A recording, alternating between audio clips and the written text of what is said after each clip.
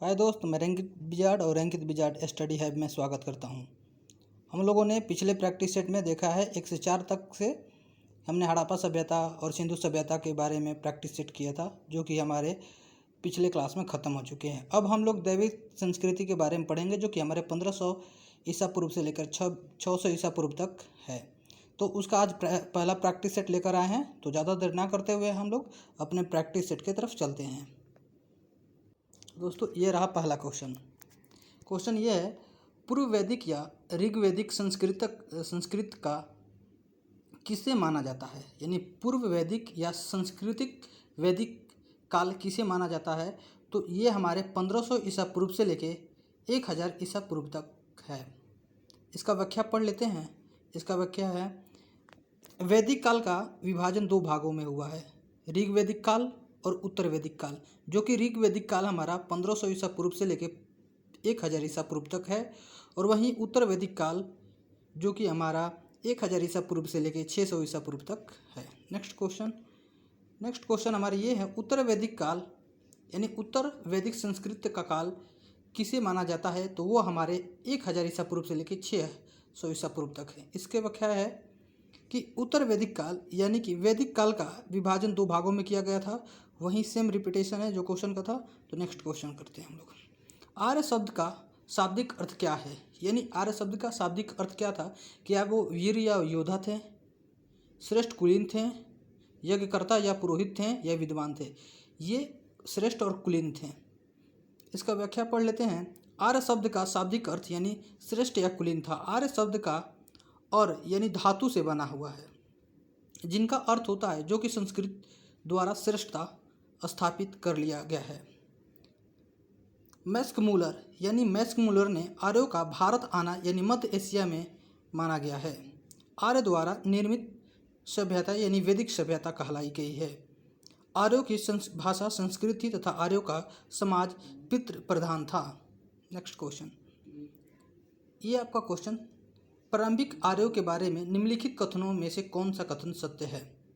कौन सा कथन सत्य नहीं है। तो इसमें से है, जो आर्य थे वे संस्कृत बोलने वाले थे, बिल्कुल सही है। वे घुड़सवारी किया करते थे, बिल्कुल सही है। वे कई झुंडों में भारत पहुंचे थे, बिल्कुल सही है। मध्य एशिया से भारत में कई झुंडों में पहुंचे हुए थे।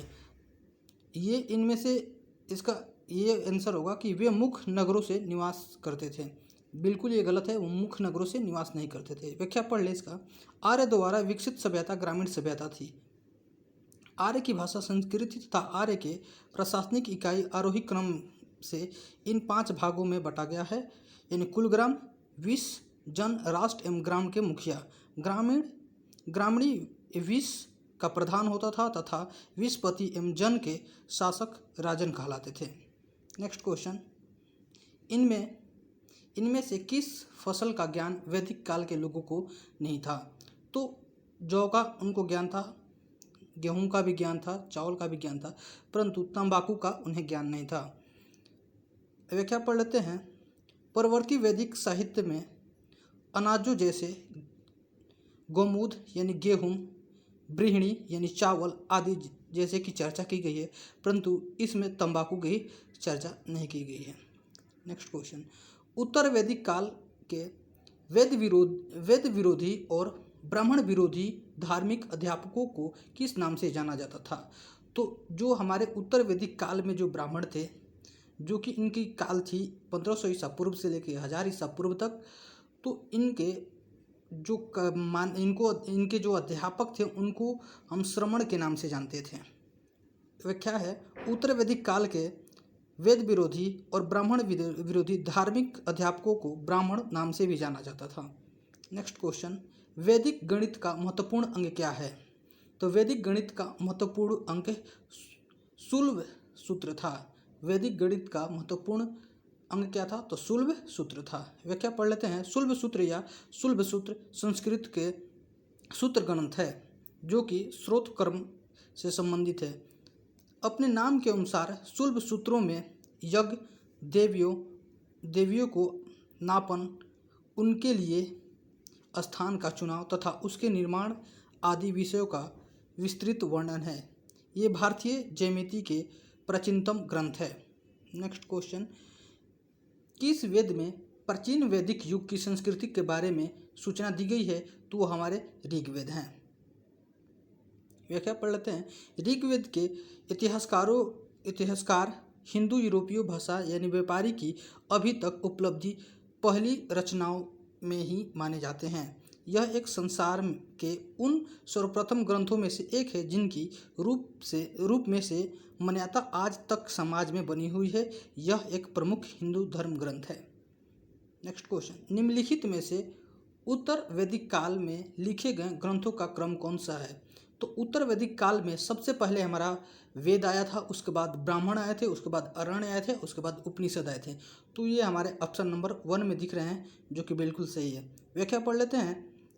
वैदिक साहित्य के तात्पर्य उस विलुप्त साहित्य में से है जिनमें से वैदिक, ब्राह्मण, अरण्य एवं उपनिषद शामिल हैं। वर्तमान समय में वैदिक साहित्य ही हिंदू धर्म के प्राचीनतम स्वरूप पर प्रकाश डालने वाला तथा विश्व का प्राचीनतम स्रोत है।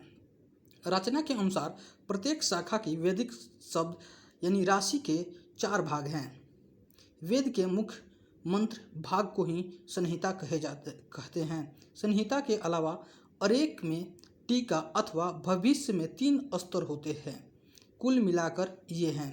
संहिता यानी मंत्र भाग जो होता है उसे हम संहिता कहते हैं। ब्राह्मण ग्रंथ यानी गद्य के कर्म कांड की विलोचना जिसमें की गई है उसे हम ब्राह्मण ग्रंथ कहते हैं, तथा अरण्य यानी कर्म कांड के पीछे के उद्देश्य की विवेचना को हम अरण्य कहते हैं। और उपनिषद उससे कहते हैं यानी परमेश्वर यानी आत्मा, ब्राह्मण के आत्मा के स्वभाव और संबंध का बहुत ही निर्देशिक और पूर्व ज्ञान का वर्णन जिसमें होता है उसे हम उपनिषद कहते हैं।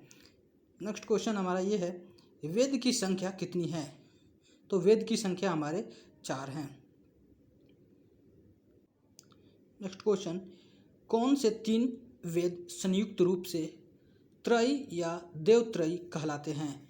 तो ये हमारे ऋग्वेद, यजुर्वेद और सामवेद, ये तीनों के तीनों ऋग्वेद, यजुर्वेद और सामवेद त्रयी और देवत्रयी कहलाते हैं। व्याख्या पढ़ लेते हैं। ऋग्वेद, यजुर्वेद और सामवेद तीनों त्रयी या देवत्रयी कहलाते हैं, अर्थात ये वेद 3 भागों में विभक्त हैं। ऋग्वेद, यजुर्वेद और सामवेद अर्थात त्रयी विविधा है। इसका भाव यह है कि ऋग्वेद पद ग्रंथ है, यजुर्वेद गद्य ग्रंथ है और तथा सामवेद गान ग्रंथ है। भारत के राज्य चिन्ह में प्रयुक्त होने वाला सतमेव जयते किन उपनिषद से लिया गया है? तो ये हमारे प्रसिद्ध मुंडक उपनिषद से लिया गया है। मुंडक उपनिषद उपनिषदों में से सतमेव जयते का उल्लेख है। इसकी उपनिषद में यज्ञ की तुलना टूटी नाव से की गई है। ऋग्वेद आर्यों का मुख्य व्यवसाय क्या था? तो ऋग्वेद आर्यों का मुख्य व्यवसाय हमारा पशुपालन था। ऋग्वैदिक आर्यों का प्रारंभिक जीवन अस्थायी तथा उनके जीवन में संस्कृत की अपेक्षा पशुपालन का अधिक महत्व था। नेक्स्ट क्वेश्चन, भारतीय संस्कृत का आदि ग्रंथ किसे माना जाता है? तो भारतीय संस्कृत का आदि ग्रंथ हम सामवेद को मानते हैं। सामवेद गीत एवं संगीत का प्रधान है। प्राचीन आर्य द्वारा सामगान किया जाता था तथा सामवेद 4 वेदों का आकार की दृष्टि से सबसे छोटा है। नेक्स्ट क्वेश्चन, प्रथम विधि निर्माता कौन है? तो प्रथम विधि निर्माता हमारे मनु थे। सनातन धर्म के अनुसार मनु संसार के प्रथम पुरुष थे। प्रथम मनु का नाम स्वयं अनुभव यानी मनु था, जिनके संग प्रथम स्त्री थी शतरूपा। नेक्स्ट क्वेश्चन, कृष्णा भक्ति तथा प्रथम और प्रधान ग्रंथ हैं। तो कृष्णा भक्ति और प्रथम और प्रधान ग्रंथ कौन है? तो श्रीमन भागवत गीता हैं। व्याख्या पढ़ लेते हैं। कृष्णा भक्ति तथा प्रथम और प्रधान ग्रंथि श्रीमन भागवत गीता है। श्रीमद् भागवत गीता के श्लोक में मनुष्य जीवन की हर समस्या का ही हल छिपा हुआ है। नेक्स्ट क्वेश्चन, ऋग्वेद में संपत्ति का प्रमुख कार्य रूप क्या है? तो ऋग्वेद में संपत्ति का मुख्य जो रूप था वो हमारा गोधन था, यानी जो हमारी गौ होती है वही हमारे लिए एक महत्वपूर्ण धन थी। ऋग्वेद में संपत्ति का प्रमुख रूप पशु, धन, विशेष गज, गौ, घोड़ा, हाथी और अचल संपत्ति, आश्रय, खेती आदि होते थे।